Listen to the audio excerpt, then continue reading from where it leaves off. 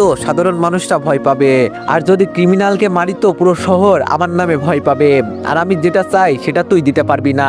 Tiger বলল, কি চাস একবার বল, সেটা যাই হোক না কেন আমি এনে দিচ্ছি তোকে। আগন্তুক বলল, তোর সিংহাসন, দিবি তোর জায়গা? টাইগার বলল, এটা সম্ভব না রে, আর হ্যাঁ আমার লোক মেরে তো কিছুই করতে পারলি না, কারণ এই শহরে একটা বাঘ যার নাম শুনলে সবাই কাঁপে, আর তোর কাজে লাভ আমারই হয়েছে। আমি আমার প্ল্যান তো চালিয়ে যেতে পারছি, কিছু তো পারবি না, শুধু শুধু আমার কাজে বাহাত ঢুকাস, নিজেকে অনেক বড় মাফিয়া মনে করিস তাই না? আর পারলে কিছু করে দেখা।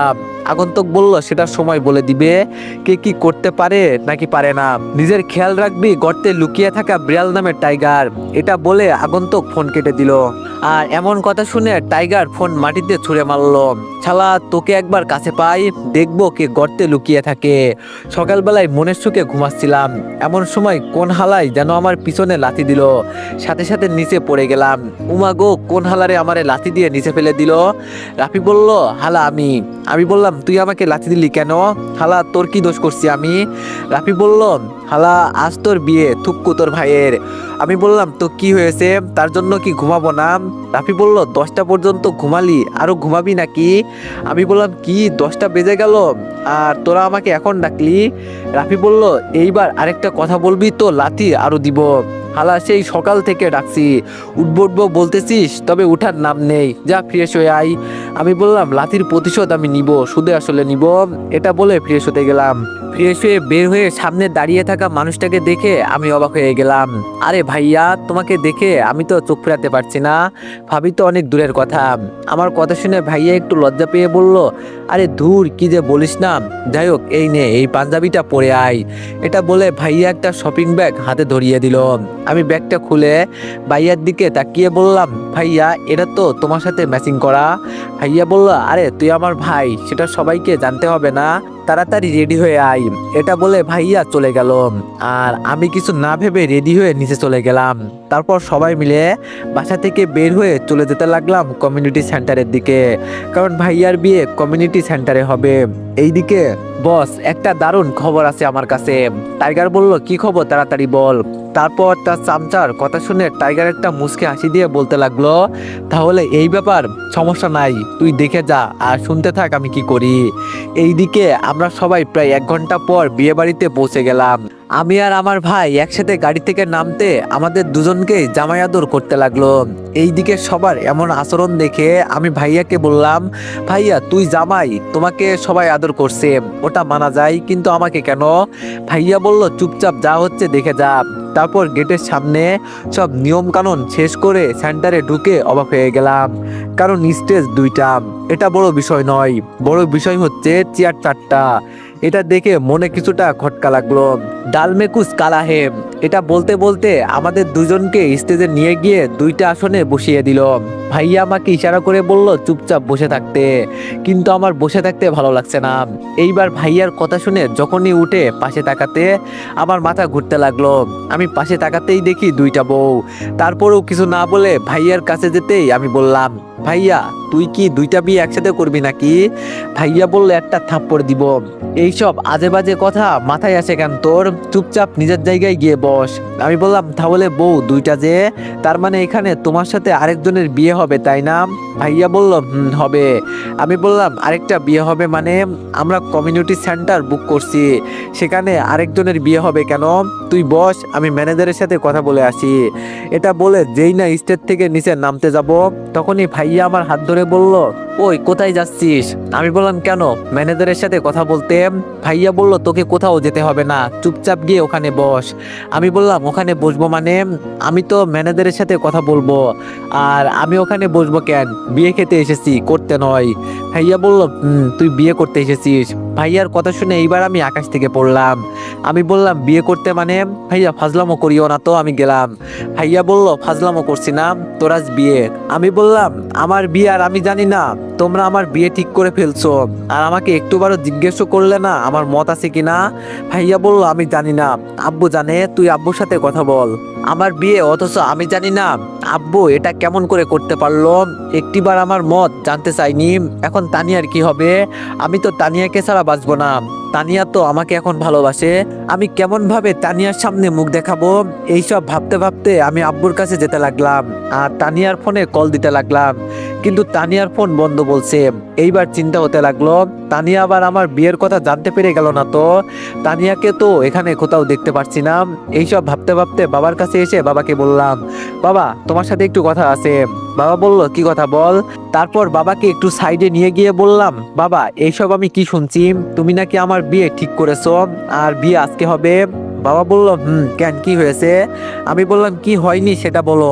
তুমি এত বড় সিদ্ধান্ত নিয়ে নিলা, অথচ আমাকে একটিবার জিজ্ঞেস করলা না আমার মত আছে কিনা। বাবা আমি এই বিয়েটা করতে পারবো না, আমি অন্য একজনকে ভালোবাসি।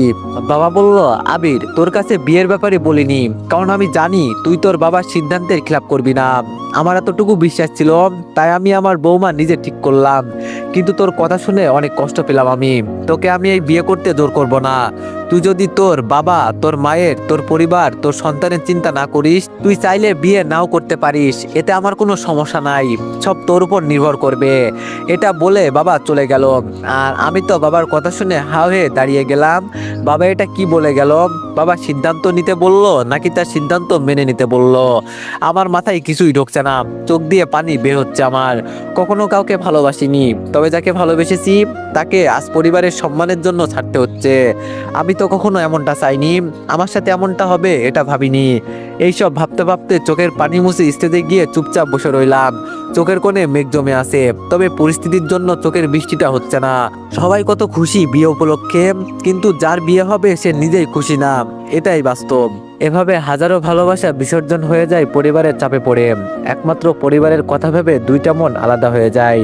সব দুঃখ কষ্ট নিজের মনের মাঝে চেপে পরিবারের হাসি ফোটাতে অনেকেই নিজের স্বপ্ন, নিজের ইচ্ছাটা এইভাবেই পরিত্যাগ করে। এইভাবে নিজের সব অনুভূতি, চাপা কষ্ট নিজের বুকের মাঝে লুকিয়ে রেখে দিলাম। তারপর সব নিয়মকানুন শেষ করে বিয়েটা সম্পূর্ণ হলো। এইবার পালা বিদায় নেওয়ার।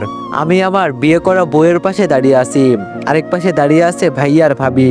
ভাইয়ার ভাবি দুজনে একসাথে তার শ্বশুর শাশুড়িকে সালাম করতে গুটি গুটি পায়ে এগিয়ে যাচ্ছে।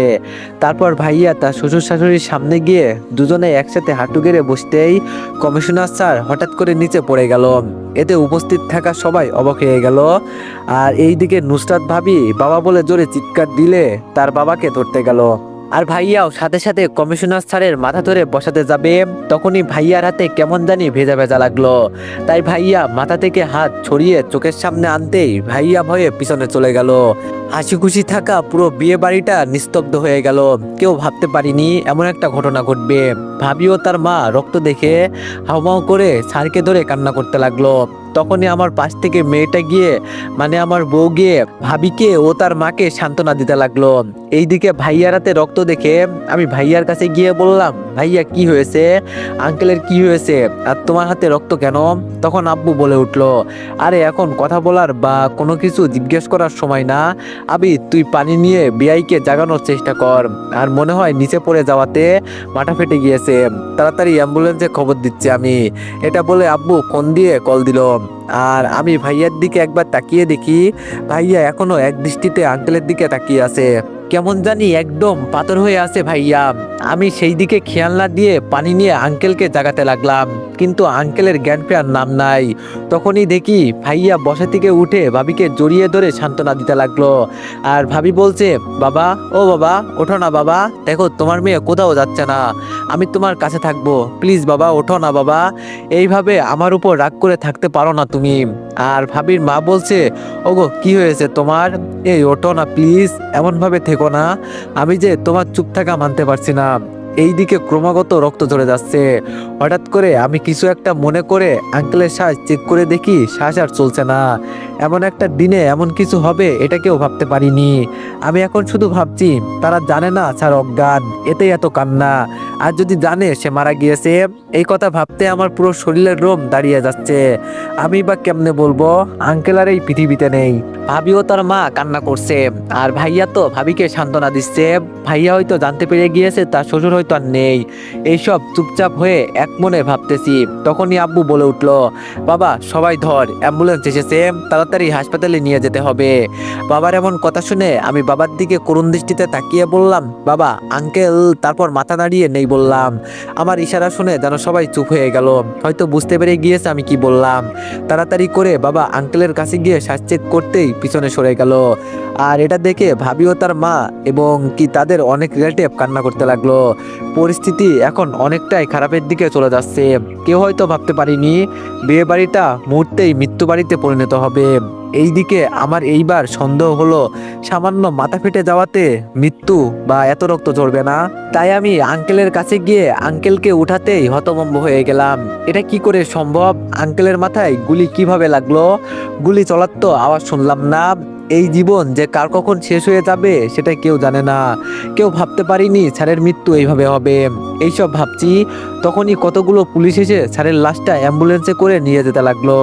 এতে ভাবি ও তার আম্মু অনেক বাধা দিতে লাগলে, কিন্তু তাদের আর কিছু করার নাই। তাদের মেনে নিতে হবে স্যার যে আর এই পৃথিবীতে নেই। হঠাৎ করে কেউ কিছু বোঝার আগেই ভাবি ও তার আম্মু অজ্ঞান হয়ে গেল। সবাই তাড়াতাড়ি করে ধরে একটা জায়গায় বসিয়ে ভাবি ও তার আম্মুর জ্ঞান ফেরাতে লাগলো। ভাবির আম্মু জ্ঞান ফিরতেই কিছুটা স্বাভাবিক হলেও ভাবি স্বাভাবিক হতে পারিনি। তিনি পাগলের মতো করতে লাগলেন। কেউ ভাবিকে সামলাতে পারছে না।